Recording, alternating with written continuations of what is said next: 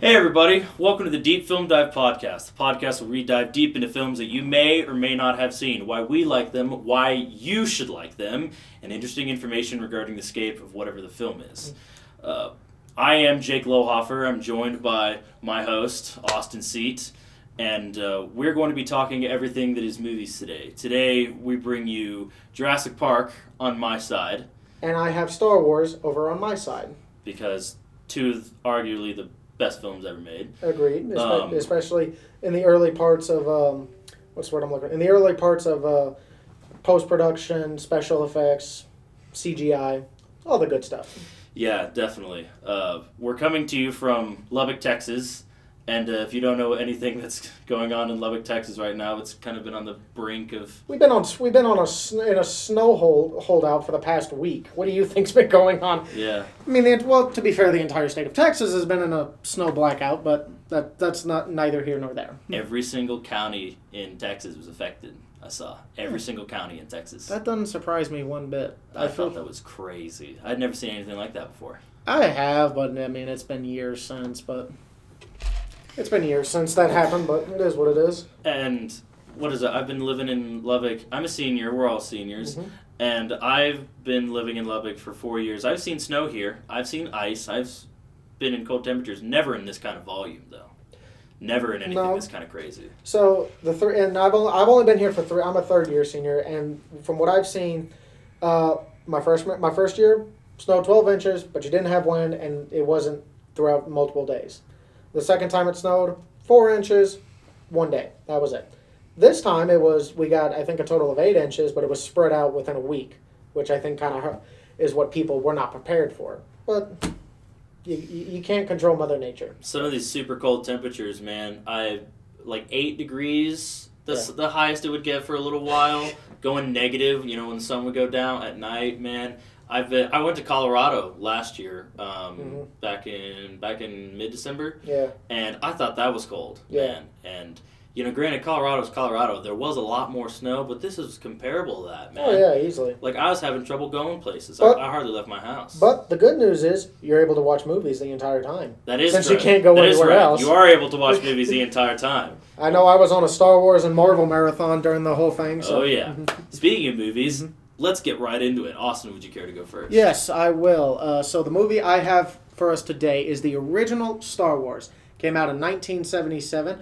The director, George Lucas, one of the greatest directors, arguably. Since then, it has now become the 5th highest grossing movie or media franchise. That's in the entirety of the form, not just the movies. It's had 12 movies, 3 animated TV series. What is it? 2. It's going to have. It so far has had 1 reality or real life series, The Mandalorian, and it's supposed to have another one coming in either 2021 or late 2021 or 2022. Started off with a budget of $11 million for the time, and at the box office, it had $775.8 million in the box office worldwide. But some interesting facts to know is that when George Lucas was actually trying to pitch the idea to studios, a lot of people turned him down for the idea, including, and you're going to find this ironic, Jake, Walt Disney. Walt Disney, who now owns Star Wars. Who now owns all of Star Wars, yeah. Yeah. Well, who now owns Star Wars, initially turned it down. But the good news is, Lucasfilms is the company who produced it, but 20th Century Fox is the studio that released it or distributed it. And it really helped them skyrocket into becoming a big-name studio until Disney bought them just a few months ago.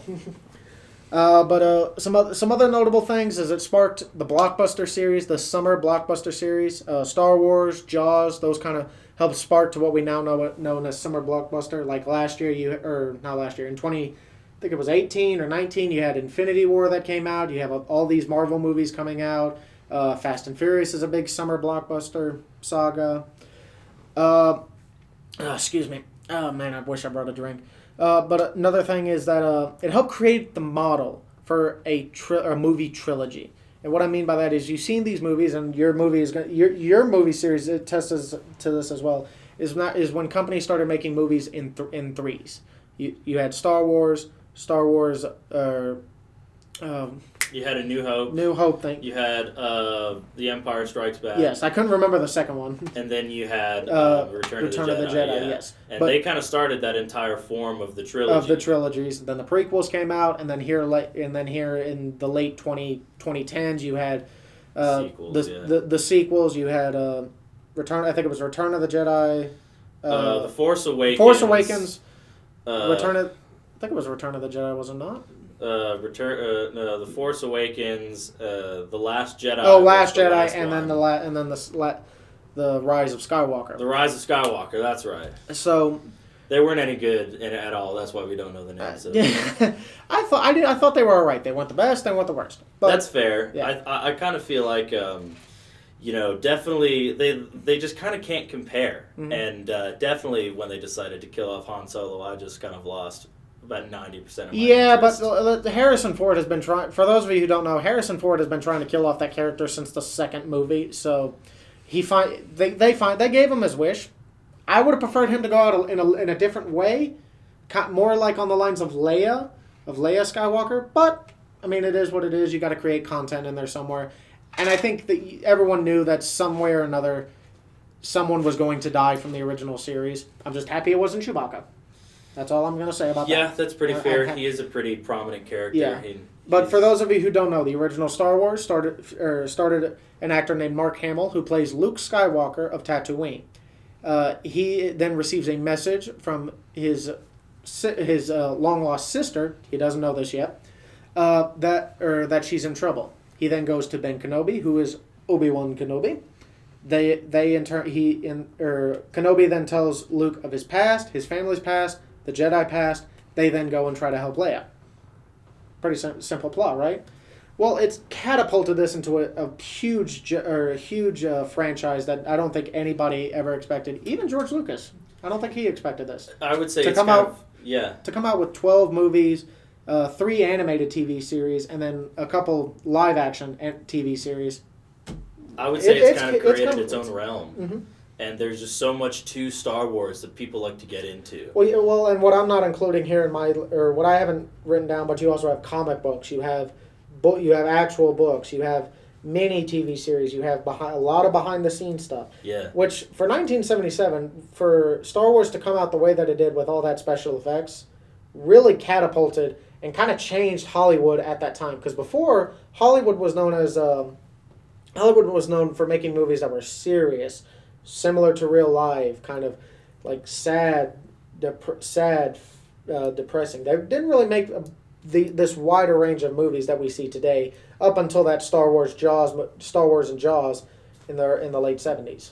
So there's just you're absolutely right, and there's so much about Star Wars that if you want to get into it, it's going to be a little bit of a journey, mm-hmm. and I don't think there's anywhere better to start than the films, because that's the original birthplace of where everything started. Mm-hmm. And when you take a look at the very beginning of Star Wars with A New Hope, and you look at like the most recent thing that Star Wars has come out with, The Mandalorian, mm-hmm. soon to come out in 2021, the Book of Boba Fett, which I am so excited for. Oh yeah, it's just. They've explored so many different avenues, and they're still exploring. That's exactly right. They're taking the story way further than any other franchise probably ever could. But not only are they going way into the future, past what the original series brought you, but they're going way back. You have the prequels.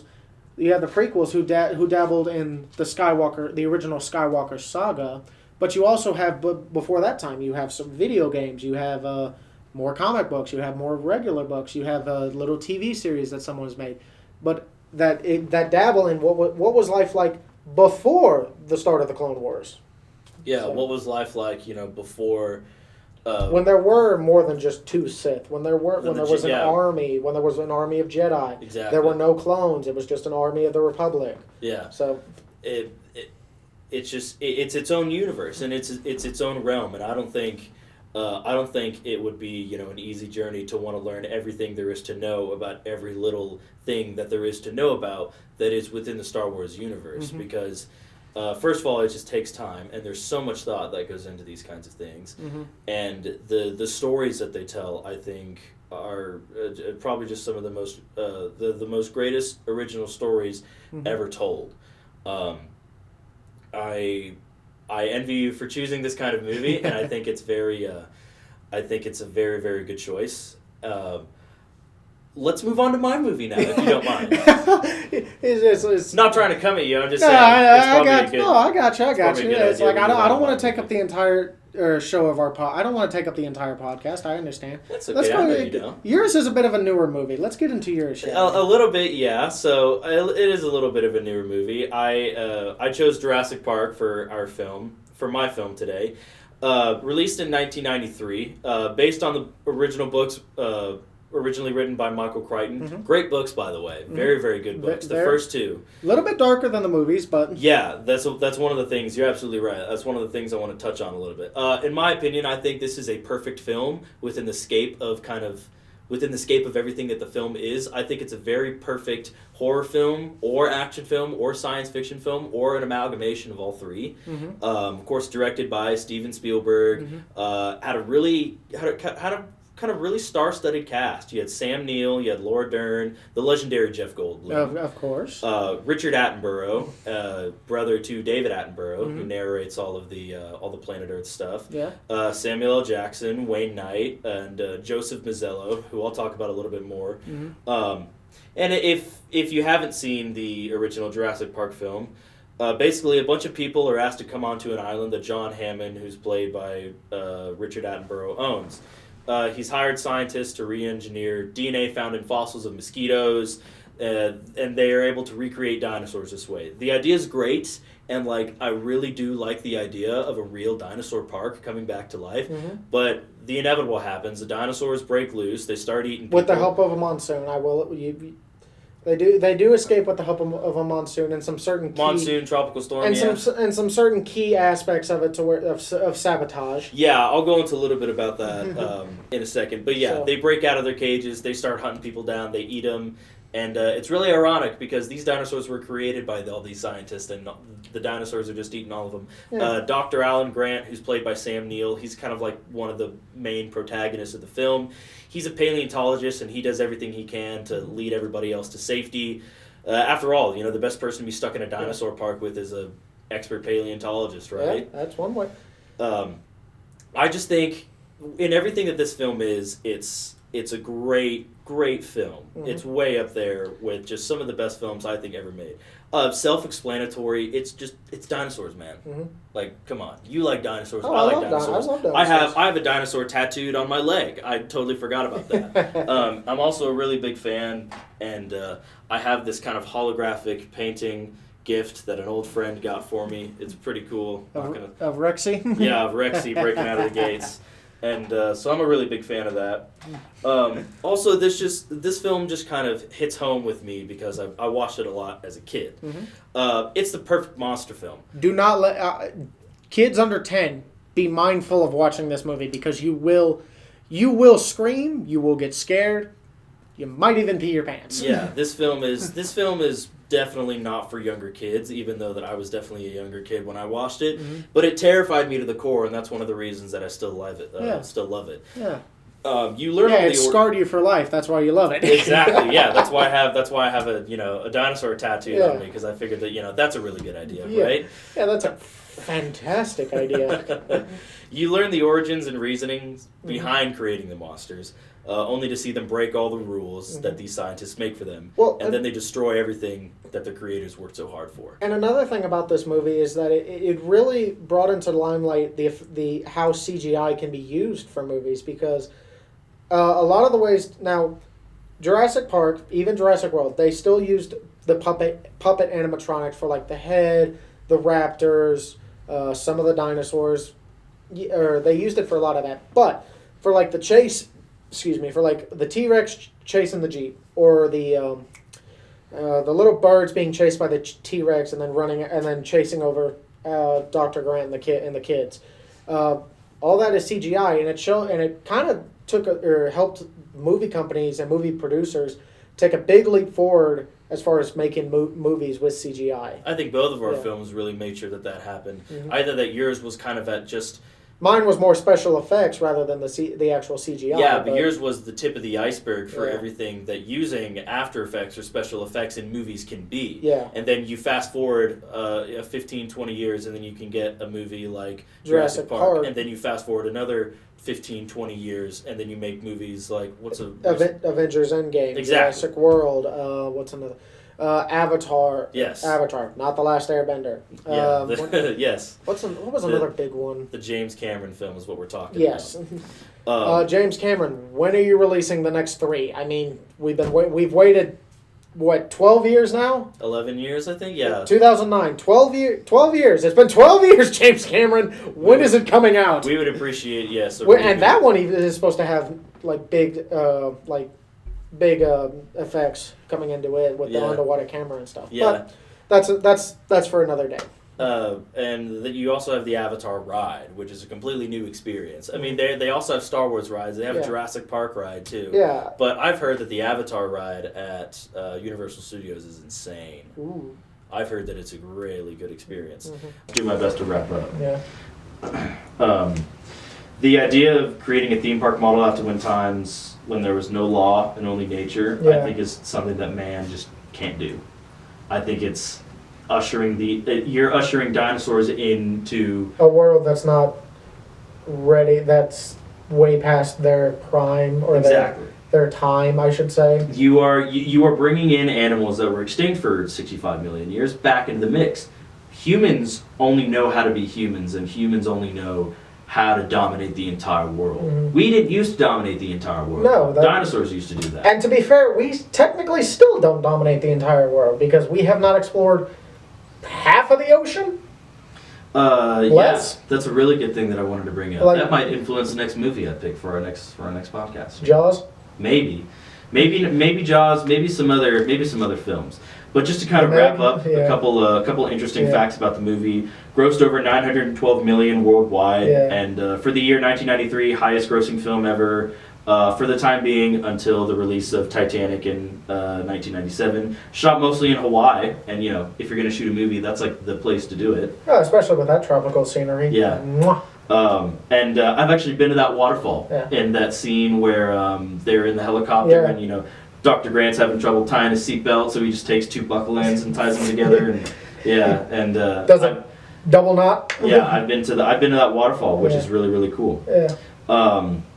Well, there are a couple things that I thought were very interesting that we brought up right before. Yeah, a lot of our films have a lot in common, a lot more in common than we think. Than we originally thought. So, for those of you who do not know, or let me rephrase this, for those of you who are video gamers or who played video games when you were young, this was when Legos were really becoming popular. They made Lego Star Wars, the complete saga, one of my favorite games. That's like PlayStation 2. PlayStation 2, Wii, Xbox. Original Xbox too, not Xbox 360 or anything. Yeah, original Xbox, and then but you also had now this wasn't until way later, but you also had Jurassic Park get turned into one of the Lego video games, along with Episode 2, 3, and then the eventual Jurassic World series.